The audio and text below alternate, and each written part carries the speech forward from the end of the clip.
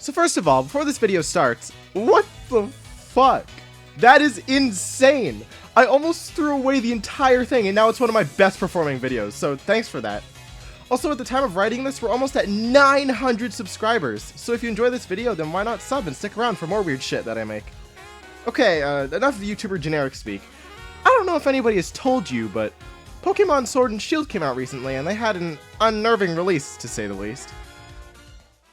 So when these games were revealed back in February, most people were content and excited for the next generation of Pokemon games, in a regular sense as is Gen 8, and literally because the core series is finally leaving the DS brand and moving on with the Nintendo Switch. Skip by a few months to a week before E3 2019, we got a Pokemon Direct on Sword and Shield.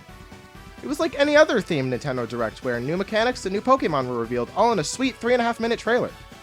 The new, and I don't like using this term, but for lack of a better word, gimmick of Dynamaxing your Pokemon to make them as tall as a 20-story building with powerful G-Max attacks is pretty cool. Everything was looking promising and people were excited, but then E3 came and, well, everything kinda went to shit. At the Nintendo Treehouse Live event after Nintendo's E3 Direct, Junichi Masuda told the world that Pokemon Sword and Shield wouldn't feature every Pokemon from generations past, which means some had to be cut from the games entirely. Now, little did Masuda know, this one statement would spark the loudest, most hateful controversy Game Freak has ever experienced in its 30 years of game creation.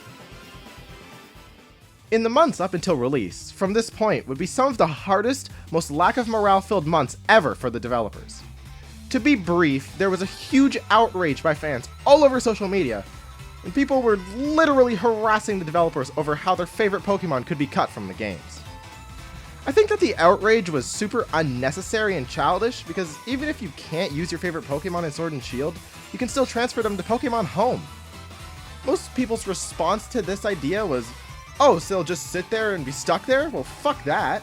And for now, yes, that holds true, but what they don't seem to realize is that future Pokemon games that support Home will have different rosters of Pokemon in the Pokédex that are found in that region, so they can become playable in a future title. Though for now I can see why they wouldn't want to transfer to Home. Another point I've seen was that with less Pokemon options to use, the competitive scene is going to suffer. I actually think the exact opposite of this.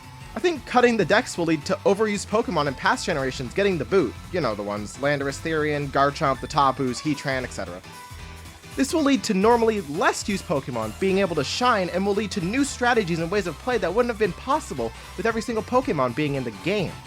I think that it'll feel more fresh than ever before, and I'm honestly interested in seeing what happens. Probably the most common argument from what I've seen is that Game Freak didn't add every Pokemon in because they were lazy. From what information I've been able to gather, it's not that Game Freak is lazy, it's that the Pokemon Company pushes Game Freak for practically yearly games with insane deadlines. I've also seen fans ask, why not just delay the game to add everything in? Well, the real sad answer to that is, they can't. The way the Pokemon Company has their schedule set up, nothing can ever be delayed. New games have to release simultaneously with the Pokemon trading card game, the anime, and all the Pokemon merch they create. What people need to understand is that Pokemon is the highest grossing media franchise on the entire planet. As much as I personally wish Pokemon Sword and Shield could have been delayed to polish the game more, there was no way in hell that could have happened. So Game Freak had to work with what they were given, and they made the entire game in such a short amount of time. It's no wonder the goddamn trees in the wild area look like this. They didn't have the time to polish the game like most other developers. The amazing thing is that, even with the incredibly short deadline, they still made a game that was fun and enjoyable to play. Good on you, Game Freak. Saying that, I am not saying the game is immune to criticism because of its rushed development. There is honestly a lot wrong with these games, but the things that have been added outweigh the negatives, at least for me. There wasn't really any story to the game until pretty much last minute, but the rivals had good personalities but were too easy to beat. I loved Marnie and Bede's characters, but I honestly feel like Hop was way too generic of a friendly rival, even though he kind of made up for it in the post-game. Also, I think the wild area can make the game way too easy because of the way you can get EXP candies from raid battles, which you have access to before the first gym. Some small things I loved in Sword and Shield were the gym missions. I felt most of them had a cool twist or were just fun to do, like the Fairy Gym Quiz or the Rock/Ice type Gym's Rumble puzzle. Also, I think this is just a me thing, but I love how the league cards you get from the NPCs, like your rivals or the gym leaders, give you little bits of lore about them that is otherwise irrelevant. No game is without faults, and I think Game Freak did the best they could with the time they were given. In conclusion, I think that Game Freak did not deserve the hate they got in the months prior to Sword and Shield's release. I could say now, having played the game for about 50 hours, now about like 75, I've not enjoyed a Pokemon game this much since when I started the series with Platinum and Black and White. The game has a lot of faults, and I acknowledge that, but I enjoyed it nonetheless.